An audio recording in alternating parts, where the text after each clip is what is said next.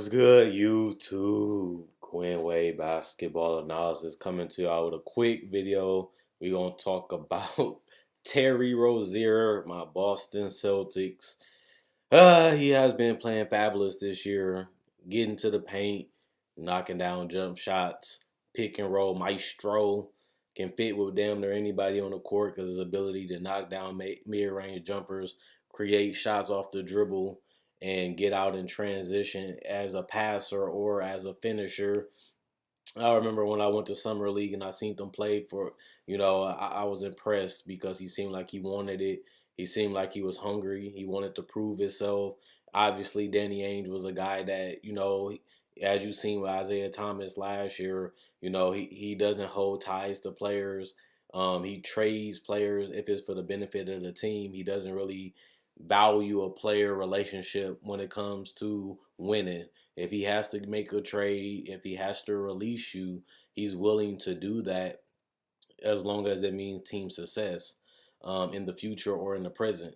And he always been a risk taker, and that's Danny Ainge. But one thing I noticed when we drafted um, Terry Rozier, it was kind of interesting because we already had Avery Bradley, we had Marcus Smart, James Young, we still had Isaiah Thomas, so we was loaded with guards.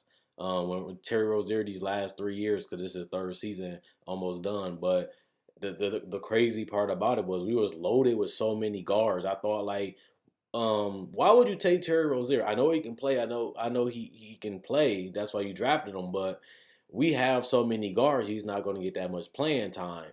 And I'm surprised, God honest truth, watching him in summer league, I knew he could play. He had the confidence. He had a lot of moves. He looked good, even when he played a couple minutes during the season.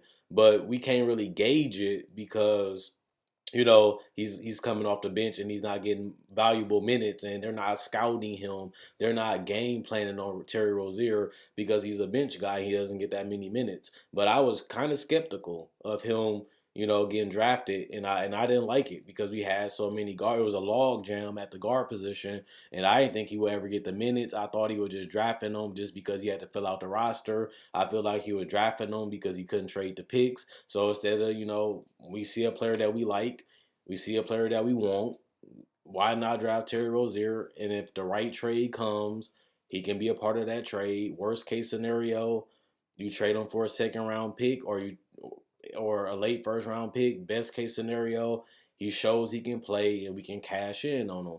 I don't really know if that's the way he thought. That's the way I thought about it, because when Danny Ainge did that Brooklyn trade and the other trades to garner all these draft picks, I was kind of surprised that he didn't trade the draft picks or try to get a superstar.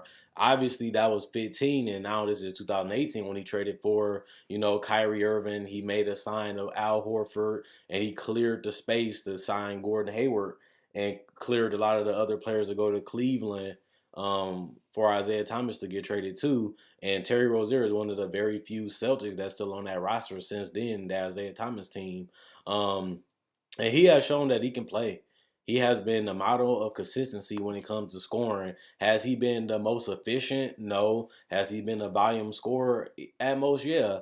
But like I said, he has to fill out the game. He has to learn what he can and can't do. And he is 24 years old. He showed promise in college. He showed that he's a guy that can wait his turn. He wasn't trying to get traded. He wasn't making a big deal about it. He just, waited for his opportunity, and now he's in the spotlight playing for the Celtics now. He helped them win 50 games, because you got to put it in context that Kyrie Irving has only played 60 games. And the reason why I say that is because he had the knee surgery, and that puts him out for the rest of the season, for what I was told. So, that they need somebody to step up. Also, Marcus Smart is done for the season. So he can't be the point guard because him and Kyrie is gone. So that depth at the position, I understand that if you can't trade the draft picks or you can't move up in a draft, you still have to, you either take a loss with the picks or try to draft somebody you like. And that's what Danny Ainge did the last couple of years until he cashed in on Kyrie, Gordon Hayward, and Al Horford. And he still has a good team around him. He still has the length. He still has the athleticism. He still has the defenders. He still has the team concept. And Terry Rozier, let's talk about him a little bit more, has been fantastic. He's been heartless. He's been fearless. The guy has, remember, getting the steal, running the ball down the court, and dunking it for game. He's putting people in spin cycles. He's taking over games. He's taking over quarters. That's the part that I want to get to know what my fans think, honestly, is how good do you guys think Terry Rozier is? The guy has shown that he can be a starter. The guy, like, you look at some starters in the league like Moutier or Frank Ntilikina, these guys that, they got drafted higher than he did in his draft, and they haven't even performed as good as he has been performing, and they still can be future point guards and shooting guards of the future. Obviously, he's better than some of those players. Like, he's better to me than Moutier, but he still got traded for a second round pick. That's why I brought that up. Today. Brought that up in this video that they could, worst case scenario, Rozier get cashed in for a second round pick, but they end up keeping him on his roster, and he has shown that he can be valuable. Brad Stevens gets a lot of credit because he put players in the position where their strength outshines their weaknesses. He gets them in spots where they're comfortable. He gets them in areas where they can, prosper. He's gonna make sure you're moving the ball so you get spot up jumpers, spot up threes, get good lanes to the basket. And Terry Rozier with a little bit more polishing and a little bit more knowledge and a little bit more studying, a little bit more, playing with the roster that he might go on or with this roster, that he could develop into a solid young player. He's already proven that he had a career high 33 today. He put up a couple 20-point games. His last 2 months since Kyrie been dealing with major injuries, he averaged 15 points a game, four rebounds and 3 assists, and that's in February. In March, he's averaging 15 steal, 1 steal, and he's shooting 39% from the field, but he just shot 75% against the Sacramento Kings and had 33 points. That should put him up around 16 points and 42% from the field. And if that happens, then that's a solid month from a backup point guard that doesn't get enough quality minutes, especially to prove himself. Because, when Gordon Hayward comes back, Jason Tatum and some of those people go down in the rotation. The minutes get limited, and for a guy that can come in and still contribute to winning, contribute off the bench, and when he's asked to step up and raise his play, he goes out there and do it every single time he can. I thought he stood out, and I know it's summer league. You playing against players that might not even make it to the NBA, but watching them in person, I was impressed. Like, hey, Terry Rozier is one of the best players on this court. That's how good he was to me. And as a Celtics fan that watch a lot of Celtics games and keep up with Celtics all the time, it was interesting to see him have these last 2 months of getting real big quality minutes, playing in big fourth quarters, playing against some of the best teams in the league, and still being able to give you 15 points a game for back-to-back months with not that much drop-off. His last couple games, he got over 30 minutes in March. We talking about a guy that's become a huge contributor to this Celtics team's success, coming off that bench and filling in for Kyrie when he's injured. Kyrie has always been known as a guy that cannot play a whole 82 games, even before he had the knee problems. Even when he got drafted by Cleveland, Byron Scott used to say he's still a rookie, he's still young, because he has never played 82 games, so he would never call on to the next level because he can never stay healthy for the whole season. And you can actually say, hey, it's good that we have Smart, it's good that we have Rozier, but reality hits you. Marcus Smart, he's a guy that want to prove himself. He's a guy that shows up on the defensive end. And Terry Rozier showing that he can be a quality player and a quality backup in his league. And, having money towards Kyrie Irving, having more needs towards Gordon Hayward, having money already guaranteed to Al Horford. Plus, you still got to pay Brown in the future. You still got to pay Tatum in the future. I'm not trying to break up the team. I'm not trying to cause controversy. I'm just saying, eventually you got to pay these people. And Marcus Smart contract is coming up this season, and they could not negotiate a contract that was fair for both sides, and he might leave. And if they do extend him or they do match an offer, that's even more money that Terry Rozier couldn't get. And I wanted to ask you guys, I don't know. I like him. I like what he represents. I like how he plays. I like the style. I like his confidence. I like the belief that he has in himself. I'm a fan of him.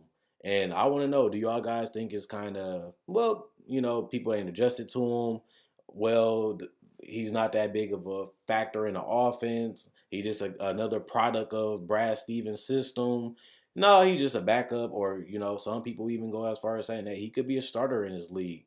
You look at some of the players in this league, like Schroeder and stuff. They showed that they can be quality players, especially coming off that bench. And he had the opportunity to be the point guard right now for the Atlanta Hawks and get paid. And you look at a guy like Rozier that's showing the same amount of potential that Schroeder showed, and Schroeder actually played good in the playoffs last year against one of the better perimeter defenders at the point guard position in John Wall. He showed out.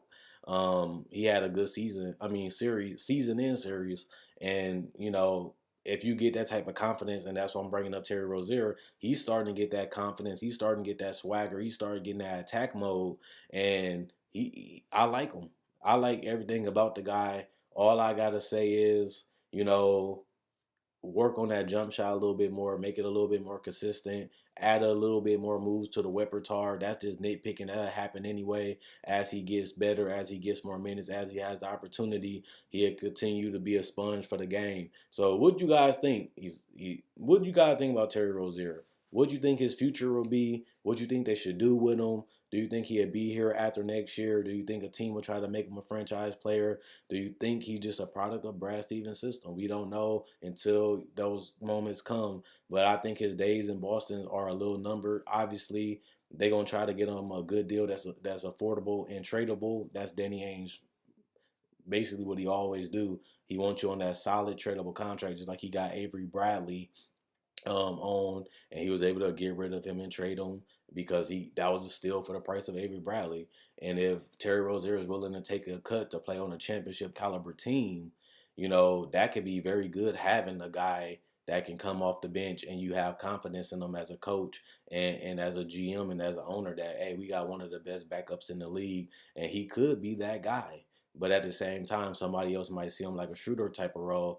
I want him to run the show of my organization, and we don't really know what's gonna happen. We don't really know what Terry Rozier is thinking. He's just making the best out of his opportunities, and everybody out in the NBA playing hard. Everybody out in the NBA trying to prove a point, not just for the Celtics, just for any team. They auditioning for every team because people see you playing hard, people see you taking over, people see the potential. That's somebody else that's interested in giving you a job, somebody more interested in wanting to you being a part of their organization. And I think that's the best thing that Terry Rozier has showed this year is that, hey, I might not be Kyrie, but I can play. I'm an NBA player. I'm a potential starter, and he's auditioning for that role, whether it's with the Celtics or somebody else. But I gotta give him respect. I've been fucking with him for years, and I like him even better now. But get that jump shot a little bit more weight. Check out my website, analysisplayground.com. Link will be in the description, comment section below. Check out my Facebook page, analysisplayground.com. Link will be in the description in the comment section below. I'm gone. Let me know what you guys think about Terry Rozier.